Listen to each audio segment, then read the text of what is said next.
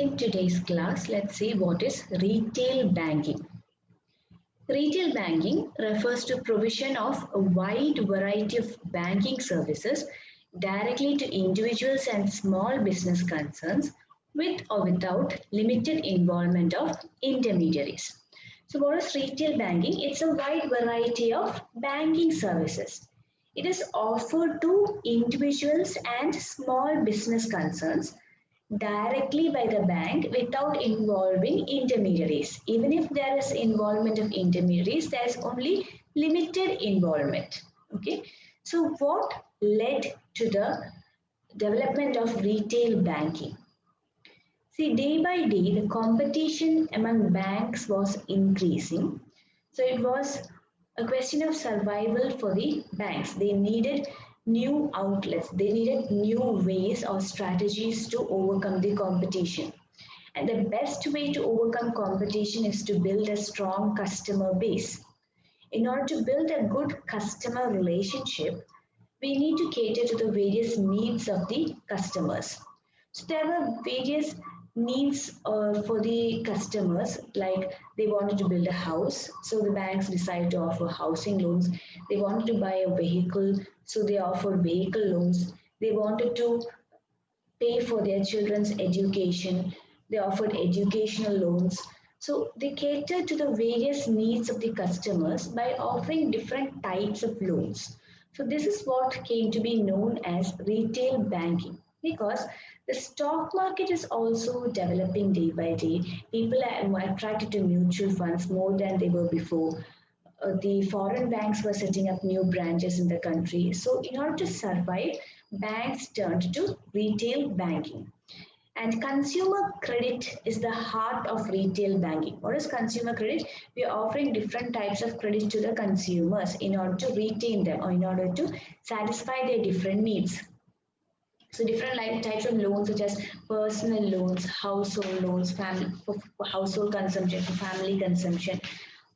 They aimed to satisfy all these needs of the customers, their personal, household, and family requirements.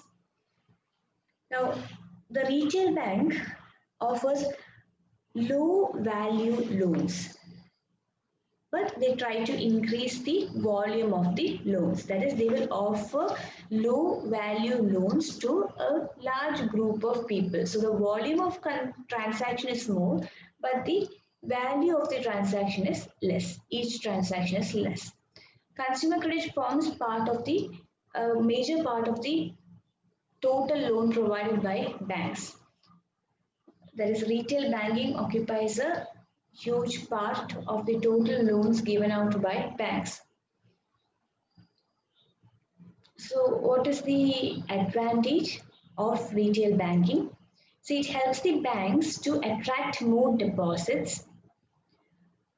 Low cost deposits are attracted by the banks, right? So, I said whenever a bank agrees to give a loan, they are not giving it out as cash. They will open an account in the name of the person who wants the loan and they will deposit that amount in his account. And the person who needs the loan can withdraw that amount according to his requirement. So it provides, that is why they say it helps in the creation of small deposits. It helps to build good customer base, right? We are catering to the different needs of the customer. You want to build a house, we'll help you. You want to buy a vehicle, we'll help you. You want to educate your child, let's help. So that's how retail banking helps to build a good customer relationship. They will attract new, it will help the bank to attract new customers and overcome cutthroat competition. And also it will help in financial engineering, re-engineering. Sorry, what is financial re-engineering? When banks come up with innovative financial products, like they are offering loans which were not previously available. They are offering loans on new terms which were not previously available. So they're bringing about flexibility, more easiness into the transaction by developing new financial products. So it helps or facilitates the bank to engage in financial re-engineering. Now the banks will also help the customers by providing them ease in transacting. That is, they are providing ATM facility, they're providing debit cards, they're providing credit cards. All these came up as part of retail banking. So debit card, credit card, ATM facilities are also making banking easier. And it also helps to improve the lifestyle of the people when loans are available for meeting the small desires of the customer. It will help to improve their lifestyle. They will now own a car, they will now own a house, they will now have funds for education. So it's helping them to improve their lifestyles. These are the advantages of retail banking. So let's move on to the different products of retail banking.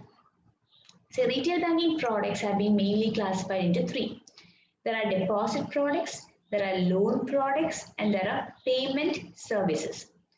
Deposit products means the banks will offer an opportunity for the customer to deposit money with them. So various deposit products are offered to suit the requirements of various categories of customers. That does not need much explanation. You're already familiar with the different types of deposits and deposit products. The second category is loan products. The loan products that are offered by retail banks are housing loans, vehicle loans, personal loans, educational loans, and term loans. We'll look into each of this in detail. Before we move on to that, let's see the third product of retail bank, which is payment services. What do you mean by this payment services?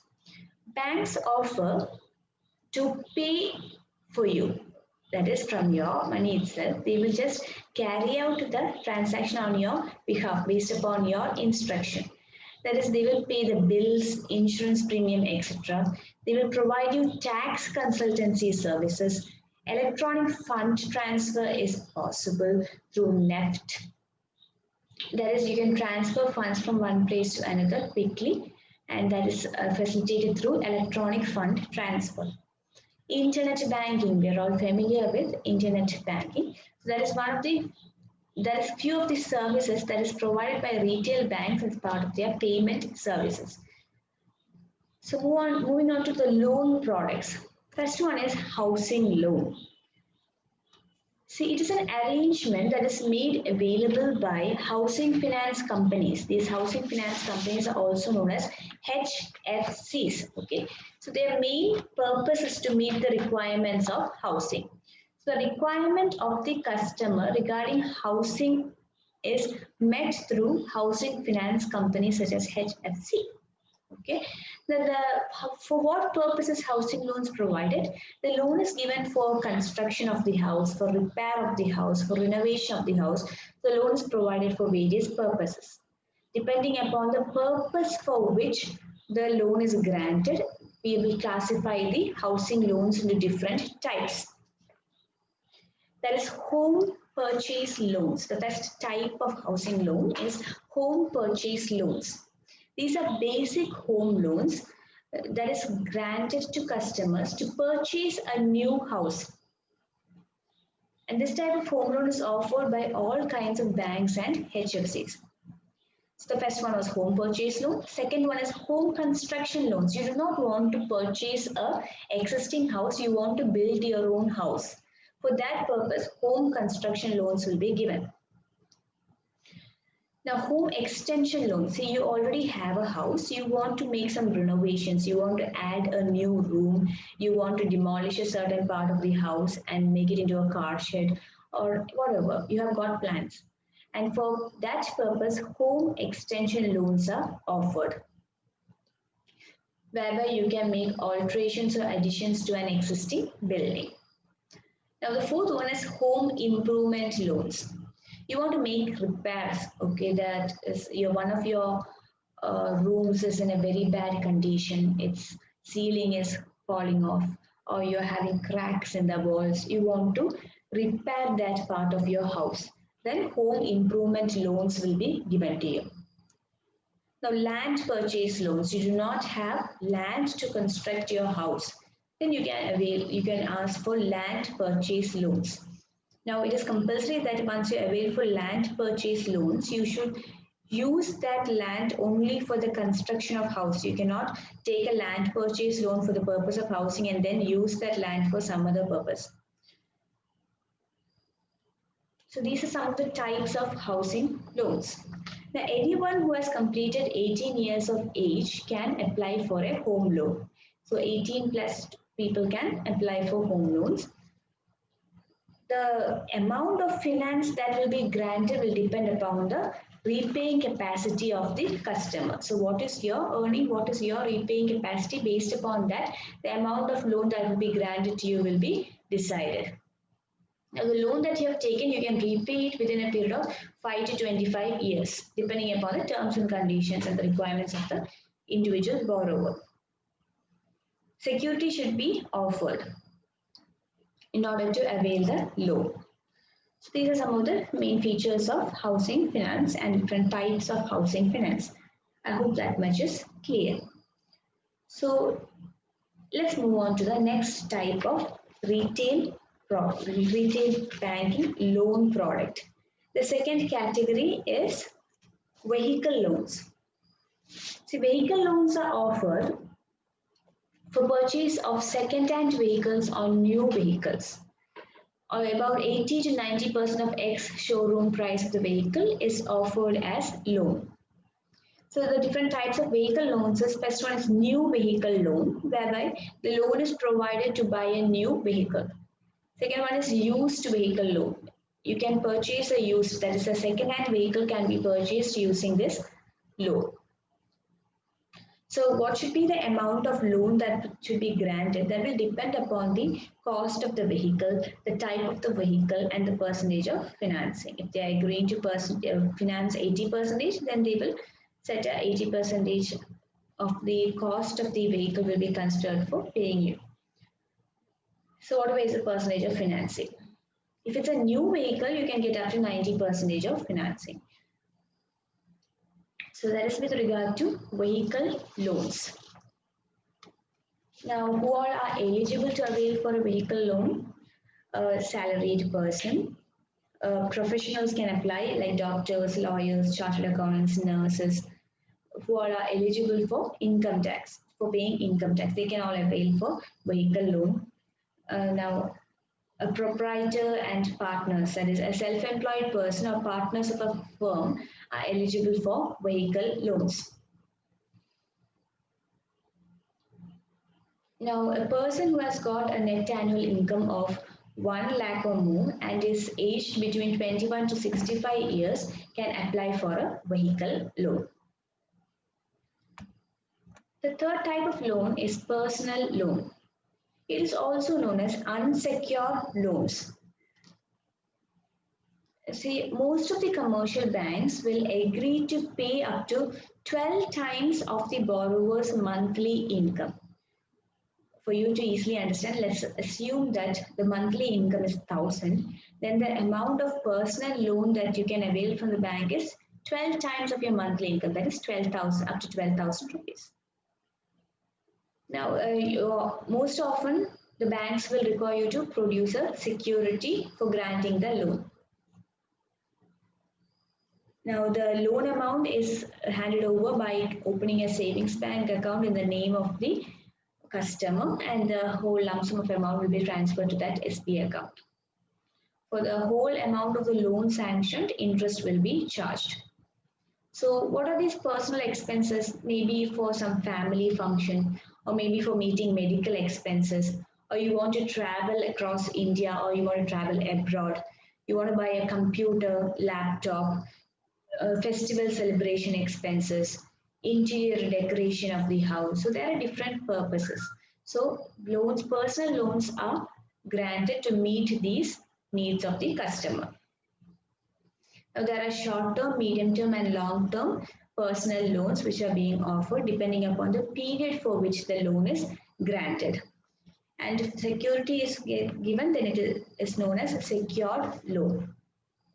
Now salaried persons, professionals, proprietors, partners, they can all avail for a personal loan. The next category is education loan. It is granted to deserving candidates by commercial banks so that they can pursue higher studies in India or abroad. So in order to avail a loan, the candidate should have secured an admission for the course, and the course should have employment potential. That is, once you have completed the course, then it will make you eligible for a good employment, for a good job, so that the person who has taken the loan can pay off the loan by earning some salary right after completing his education. The main purpose of educational loan is to offer better educational opportunities to financially backward candidates who are intelligent and hardworking. So what are the expenses covered under educational loans? The tuition fees payable to the college, the examination fee, library fee, laboratory fee, the amount for purchase of books, equipments, instruments, uniforms, caution deposit, building fund, refundable deposit, travel expenses, purchase of computers, cost of two-wheeler up to 50,000, any other expenses required to complete the course, like study tour, project work, etc. All these expenses are covered under the educational loan. Now, who all are eligible for educational loan? Anyone who's aged between 15 to 30, if he's a Indian national and he wants to study in India. If he wishes to study abroad, then the person should be aged between 18 and 35. He should already have secured an admission to the course through entrance test or merit-based selection process. The parent or guardian of the applicant should have regular source of income so that they can repay the loan in case of unforeseen circumstances. The maximum amount granted will vary depending upon the bank decision. The maximum amount of loan for studying in India is usually 10 lakhs and 20 lakhs for studying abroad. It will vary depending upon the bank that you choose. Usually the period is for 5 to 7 years. The repayment period is in between 5 to 7 years. So this is with regard to education loan. The last type of loan product is farm loans. Farm loan is also known as agricultural loan and it is provided to farmers for fulfilling their financial requirements connected with agriculture related needs. So they are provided to farmers for the purchase as well as creation of assets connected with activities coming under agricultural sector like horticulture, plantation, animal husbandry, fisheries, sericulture, etc. The person who is applying for the farm loan must be aged between 18 and 65 years. He should have his own area of land for the agricultural purpose. He should have an experience in the field of agriculture for 5 years. He should have been staying in the same place for 3 years.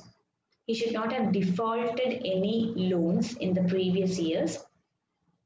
All the necessary documents should be produced by him. If all these conditions are satisfied, then a person can avail for farm loan. Now the amount that will be granted to the customer will vary depending upon the purpose of the loan, the value of the land, the cost of cultivation, income of the customer, etc. There are different types of farm loans. There is loan for purchase of the agricultural land. There is SPT Kisan Gold Card Scheme. There is Kisan Credit Card Scheme. There is Homestead Farming Loan. There are different types of farm loans which are made available to the farmers. So these are the different retail banking products. There are deposit products, there are loan products, and there are payment services.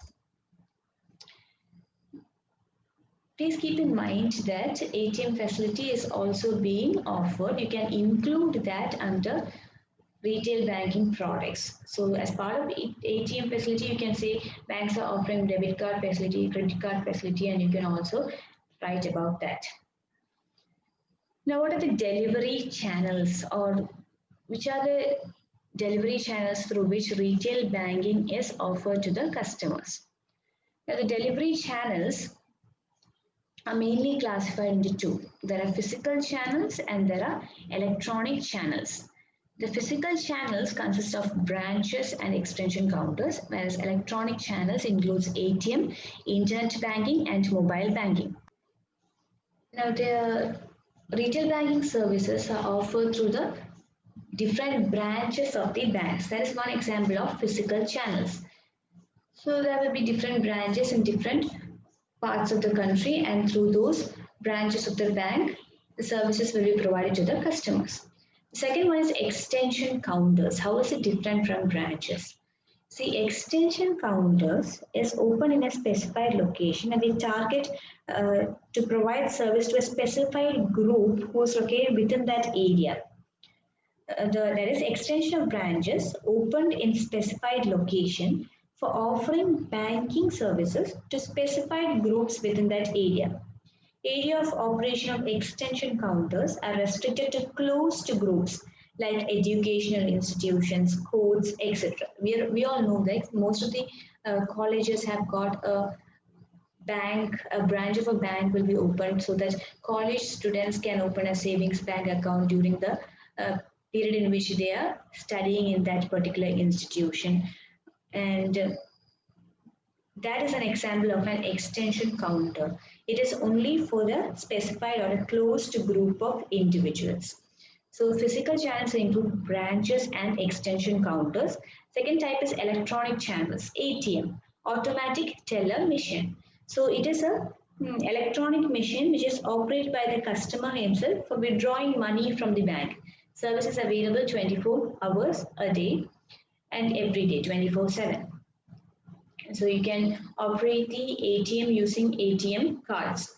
You can have a debit card as well as a credit card. There will be a personal identification number for each card holder. The PIN, that PIN will be used to identify you. Once you insert the card, you will have to insert the PIN number and then the amount, and then you can withdraw the amount as and when you require. Nowadays, they even have a facility where you can specify the denomination of the notes, like do you want 100 rupee notes, do you want 500 rupee notes, even that you can specify and get the money. And the second type is internet banking, where you will enter into the bank's site. They will have a website of their own and you will enter the website using the internet, and then the various services are offered through that website. It is also called virtual banking, online banking, or anywhere banking. Internet banking's different names is virtual banking, online banking, or anywhere banking. And then there is mobile banking, where we can use our smartphones or other cellular devices to perform online banking tasks. It is the ability to conduct bank transactions by a mobile device. So we're using our phones to engage in banking transactions. So these are all electronic channels and we can engage in retail banking through all these different channels. These are the main topics in the fourth module. I hope this much is clear. Thank you.